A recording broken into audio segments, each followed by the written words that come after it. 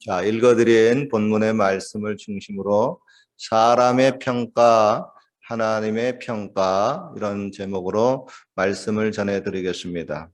나중에 역사가 평가한다 그런 말이 있습니다. 지금 당장은 그 사람이나 그 사건을 정확하고 바르게 평가할 수가 없다고 하는 것입니다. 왜 그럴까요? 그 사람을 혹은 그 사건을 평가하기에는 지금 당장 살아있는 권력이 너무 부담이 되기 때문입니다. 고로 그 살아있는 권력자가 죽은 후에 아무런 외부 영향력이 없어질 때 좀 더 바르게 그 사람과 그 사건에 대해서 평가할 수 있다고 하는 겁니다. 그래서 나중에 역사가 평가한다는 말이 있습니다.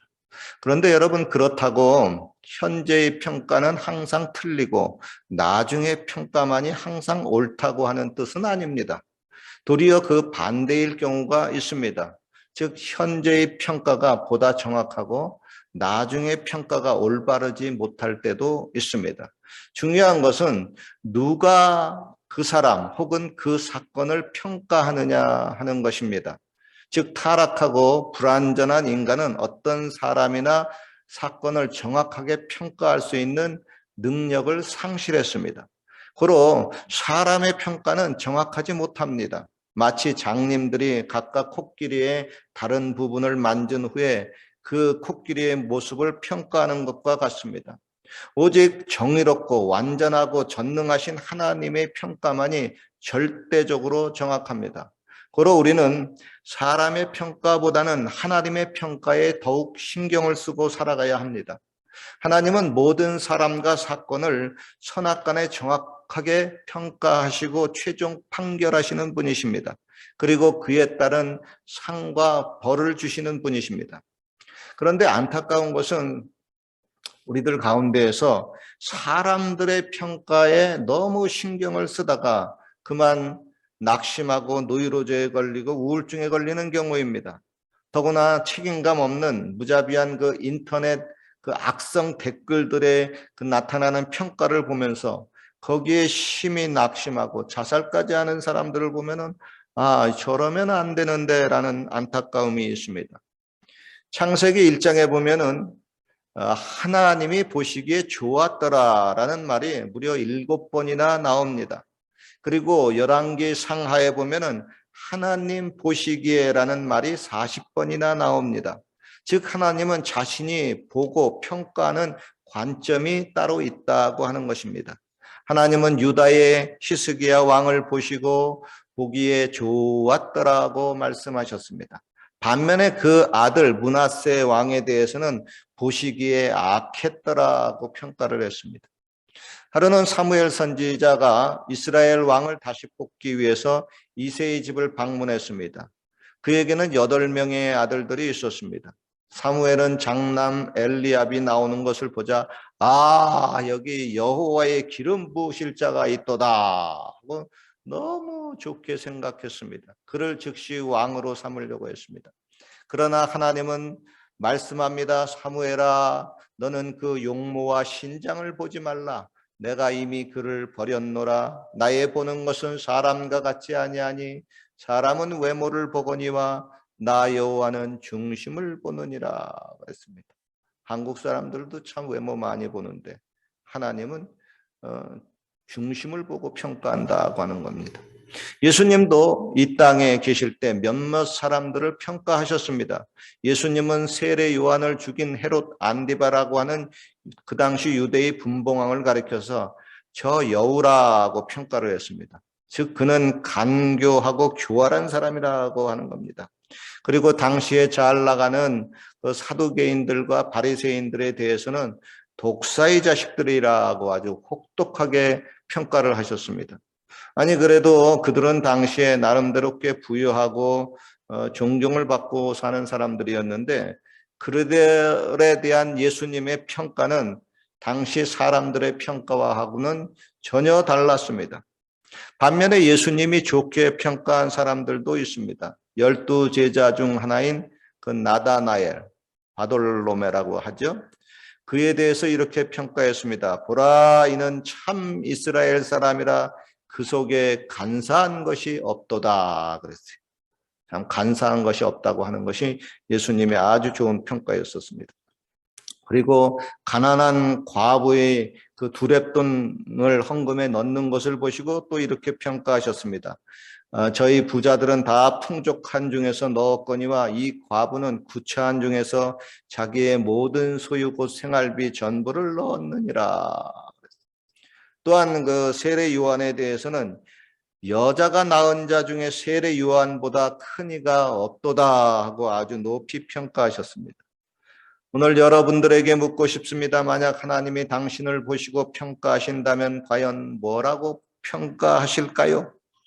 하나님이 머리를 끄덕이시며 보시기에 좋았더라고 평가하실까요? 아니면 머리를 가로저으면서 쟤는 아니구나라고 평가하실까요? 물론 예수님을 믿어서 죄사함 받고 하나님의 자녀가 된 우리들을 하나님이 나쁘게 평가하지는 않습니다. 마치 부모가 자기 자식이 아무리 나빠도 좋게 평가하는 것과 같습니다. 그러나 하나님은 나쁜 사람, 악한 사람을 의인이라고 말하지는 않습니다. 즉 하나님이 옳고 그름에 대한 평가는 아주 정확합니다. 우리는 성경을 보면서 하나님이 사람을 평가할 때 어떻게 평가하는지를 보게 됩니다. 그리고 하나님과 같은 그 평가 시각을 우리도 가질 수가 있습니다. 하나님은 정직한 것, 정의로운 것, 진실된 것을 아주 좋게 평가합니다.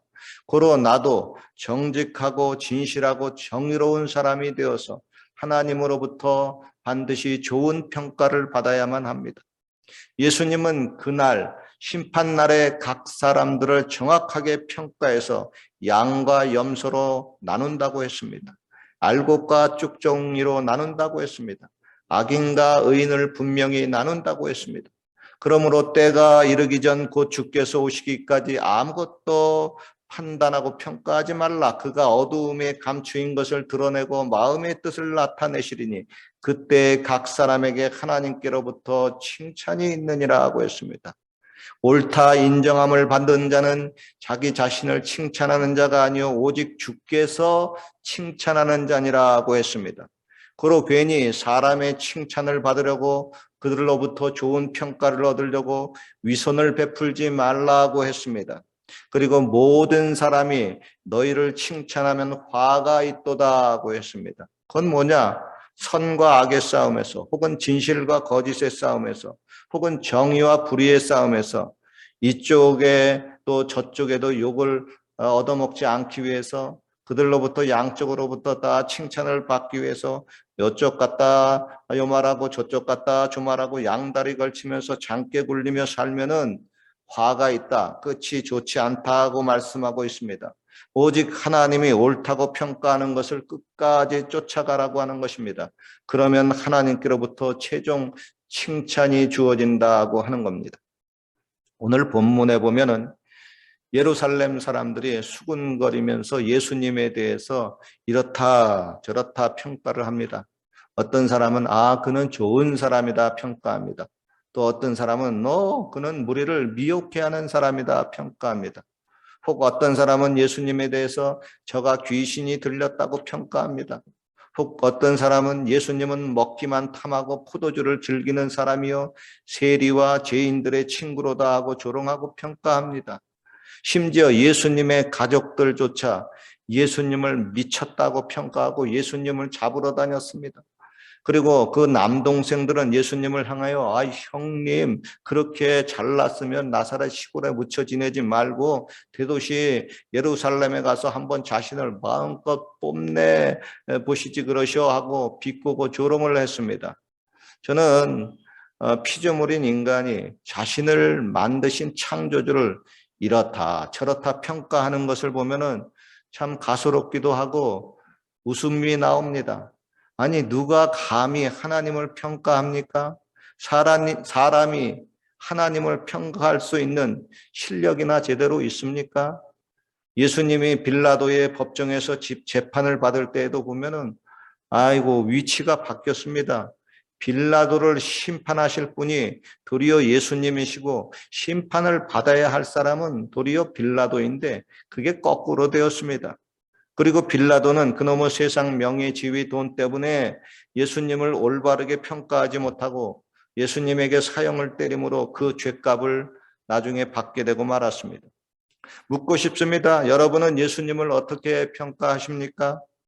하루는 예수님이 제자들에게 물었습니다. 얘들아, 사람들이 나를 누구라고 평가하느냐? 예수님에 대해서 어떤 사람은 세례 요한이라고도 하고요. 엘리야, 예레미야 선지자 중에 한 분이라고 평가합니다. 아, 그래? 그러면 너희는 나를 누구라고 하느냐? 베드로가 대답합니다. 주는 그리스도시요 살아계신 하나님의 아들이십니다.